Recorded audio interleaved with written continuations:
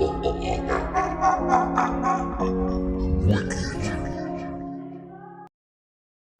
among the Egyptians, and Mercury was Enoch's appellation among the Greeks. Enoch was also known as Hermes among the Greeks. The Greeks, interestingly enough, identified their Hermes, Mercury, with Thoth, Hermes of Egypt, believing he built the pyramids of Egypt. There you go again. Credit for building the pyramids of Egypt, and that's after the 16th, 17th, 18th dynasty. Adding to Enoch's alternative reputation, the mystical Hebrews, according to Timothy Freak and Peter Gandhi, right, the mystical Hebrews, who co-wrote the Hermetica, the lost wisdoms of the pharaohs, referred to Enoch as Idris. The Phoenicians knew Enoch as Thoth, which is very close to Egyptian Thoth or Thoth, while the Arabians knew Enoch as Idris, right, very similar again, Idris, and we're gonna read later Iblis. So if you're not too familiar with Enoch, right, in the Hebrew Bible, right, he's one of the, he's seventh from Adam in line, one of the biblical pre-flood patriarchs. And it says here, Hebrew Hanak, Arabic and Quranic literature, Idris, right, we're relating it to Idris again here, is a figure in biblical literature in the seventh generation from Adam. He was considered the author of the book of Enoch, and also called Enoch the scribe of judgment. Again, scribe, just like Mercury, just like Thoth. In addition to an appearance in the book of Genesis of the Hebrew Bible, Enoch is subject of many Jewish, Christian, and Muslim writings, okay? Enoch was the son of Jared, the father of Methuselah, and the great-grandfather of Noah, yes, the flood Noah. At 65 years old, he begot Methuselah. Regem and Gaidad are also mentioned as his sons according to Enoch. The Bible says that Enoch lived 365 years before he was taken by God. Okay, so when it's going to explain here, when they say taken, the text reads that Enoch walked with God, not taken. So he walked with God and he was no more, for God took him. So, which some Christians interpret as Enoch entering heaven alive. So in the story of Enoch, he doesn't die, right? God takes him. When he turns 365, he goes up. And right there he gets to go to heaven and he becomes like an angel, right? After that he's called Metatron, and we're going to read about that later in the rabbi literature. As it says here, Metatron, one who metes out or marks off a place, a divider and a fixer of boundaries, a measurer. Although several other suggestions exist, or Metatron is an archangel in Judaism, and known in Judaism as a recording angel, or the chancellor of heaven, a scribe, right, recorder, which makes Adramelech his infernal counterpart. We're going to learn about Adramelech later. The name Metatron is not mentioned in the Hebrew Bible, nor is it mentioned in the early Enoch literature. How the name originated is a matter of debate. Although Metatron is mentioned in a few brief passages in the Talmud, he appears primarily in mystical Kabbalistic texts within the rabbinic literature. Okay, you heard that? In that tradition, he is the highest of the angels and serves as the celestial scribe or recording angel scribe. According to Jewish Apocrypha, Metatron is the name Enoch received after his transformation into an angel, right? After God took him, or after he walked with God, you see? The book of Genesis 5:24 is often cited as evidence of Enoch's bodily ascension into heaven. And Enoch walked with God, and he was not, for God took him. There you go. So we continue here, just some more correlation with different epithets of Thoth, right? Among the Greeks and Romans, it says the invention of letters, again, was generally attributed to the Phoenicians. For the Greeks, this was natural, as they received the greater part of their alphabet directly from Cadmus, a native of Phoenicia, and would therefore be likely to think, yet the honor of invention belonged to that country.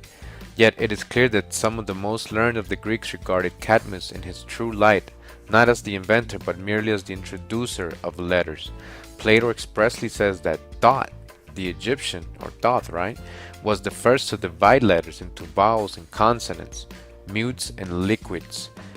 So again, just to remind you, the scribe, right? Thoth is known as the scribe. Hermes as well. Hermes Trismegistus, Mercury as well. The record keeper, Metatron, you just heard. Enoch was also known as the scribe and record keeper. So you see, writing comes from Thoth. Okay, so let's continue. It says an individual of this same name, Thoth or Thoth, is also mentioned by Sanconiathon, the historian, as the inventor of letters, but it is claimed by him as Phoenician, living in the 12th and 13th generation after the deluge. And this might be likely because we know our chronology is messed up. Just study the findings of Anatomy Flamenco. I think that's the name of it. New chronology. Just Google new chronology. It says, to reconcile these conflicting accounts, Jackson in his chronological antiquities holds that letters were invented by Thoth, the Phoenician, a son of Mizraim, about 5 centuries after the deluge, but were introduced into Egypt 400 years afterwards by a second Thoth, whom he supposed to have been identical with the celebrated Hermes Trismegistus of the Greeks, the inventor, according to Diodorus, of grammar, music, letter, and writing, like I just said. Hermes as well. Says here, the Emerald Tablet. The Phoenician tradition relates to us that the Emerald Tablet of Enoch, Thoth, Hermes, was found by a Phoenician priest, an initiate of the Great White Fraternity, on the dead body of Hermes in the land of Kabirim. You hearing this?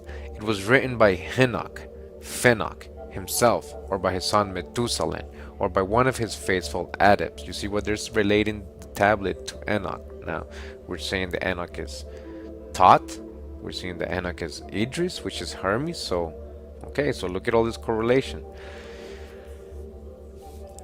And so it says it was written by Fenach himself, or his son Methuselah, or by one of his faithful adepts in Canaanite Phoenician letters. And if we see the Emerald Tablet of Thoth, it does look like Canaanite Phoenician letters, Paleo Hebrew actually.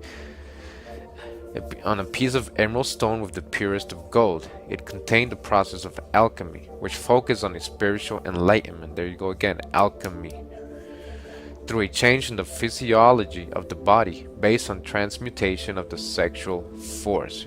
So you see, again, just to remind you what the origins of Christianity, what teachings of Christianity, where they come from these Hermetic, Hellenistic teachings of Hermes, of this Emerald Tablet, which was very popular during the Reformation and the Renaissance times we read earlier, right?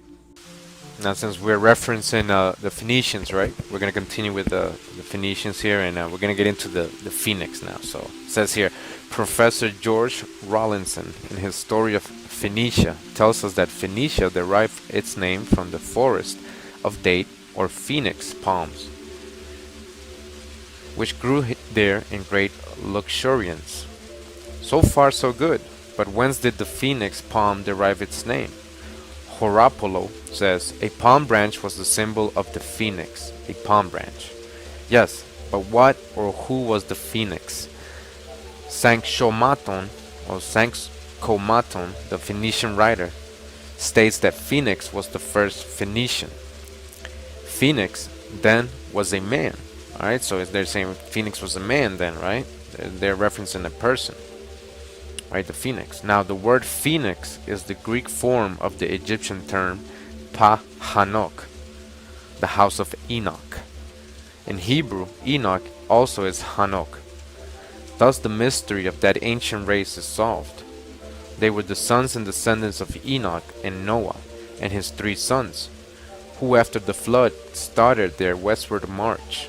Their descendants have kept it up since, settled first north of the Persian Gulf in the bushlands of Mesopotamia, where they found a dusky race in occupation of the land, the ancient Sumerians, and from thence towards the Mediterranean.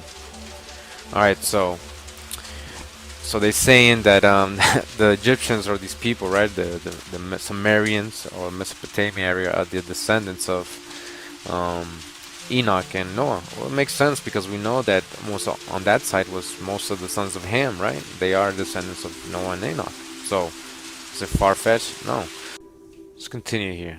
It says here, the house of, or the father of the house of, the individual designated by the proper name, hence the Egyptian name Grecianized as Phoenix, was apparently derived down from Pa-Hanok or Fahanok, or Pa-Enoch, the name of the father of the house of Enoch. The Phoenix cycle, therefore, is the cycle of Pa-Hanok, the cycle of the house of Enoch. The initial period again, the life of Enoch, Pa-Hanok, is a great year, or a year of years, 365 or 365 and 1/4 years. The Greeks gave the name phoenix to the palm tree branch, which as a hieroglyphic